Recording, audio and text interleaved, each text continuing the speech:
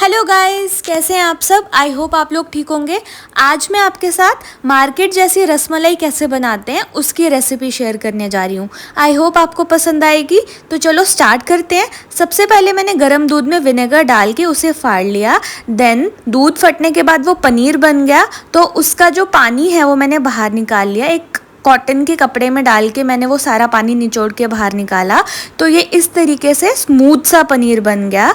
Then मैंने एक कढ़ाई में दूध डाला और उसके अंदर मैंने डाली चीनी और उसे अच्छे से बॉईल किया सो दैट कि चीनी मिक्स हो जाए। देन मैंने उसके अंदर दूध में डाल के कस्टर्ड ऐड किया सो दैट कि थोड़ा टेस्ट आ जाए। उसके बाद मैंने उसमें फूड कलर डाला ताकि हमारी जो रसमलाई है वो सुंदर सी येलो येलो दिखने लगे, और मैंने उसे अच्छे से मिक्स करके बॉईल किया। जितनी क्वांटिटी है दूध की उसे हमने हाफ करना है सो दैट कि दूध थिक हो जाए और एक बड़ा डेंस और टेस्टी सा फ्लेवर आए। उसके बाद हमने लिया पनीर जो हमने दूध फाड़ के निकाला था, उसे एक प्लेट में डाल के उसे अच्छे से मसला जब तक कि वो बिल्कुल सॉफ्ट नहीं हो जाता, स्मूथ नहीं हो जाता, सो दैट कि हम उस पनीर से अपनी रसमलाई बनाएंगे। उसकी जो बॉल्स डलती हैं उसे अच्छे से मसलने के बाद उसके बाद हमने उसमें डाला मिल्क पाउडर बाइंडिंग के लिए और फिर से उसे अच्छे से मसला।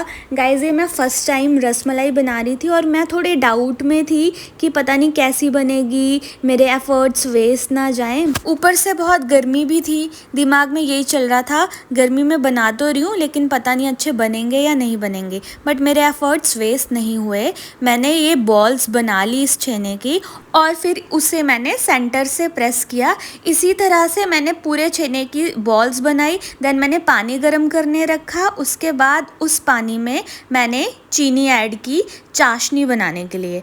देन मैंने जो रसमलाई बनाई थी अपने पनीर के छेने से उसे मैंने उस चाशनी वाले पानी में ऐड किया। धीरे धीरे ऐड कर रही थी ताकि मेरे ऊपर पानी गिरे ना। इसी तरह से धीरे धीरे मैंने वो सारी बॉल्स उसके अंदर डाल दी।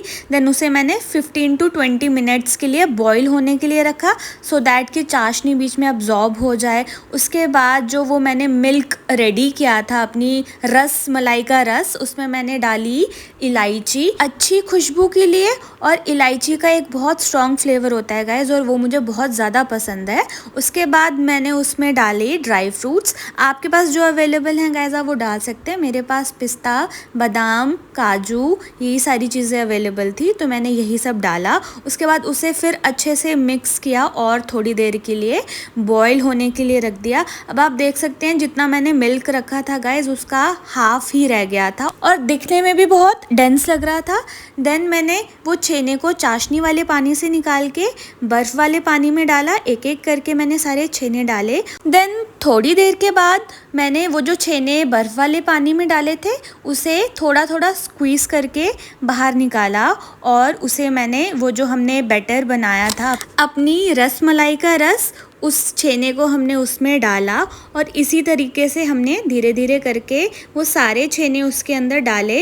और स्टिल मेरे दिमाग में कन्फ्यूजन चल रही थी कि ये पता नहीं कैसा बना होगा।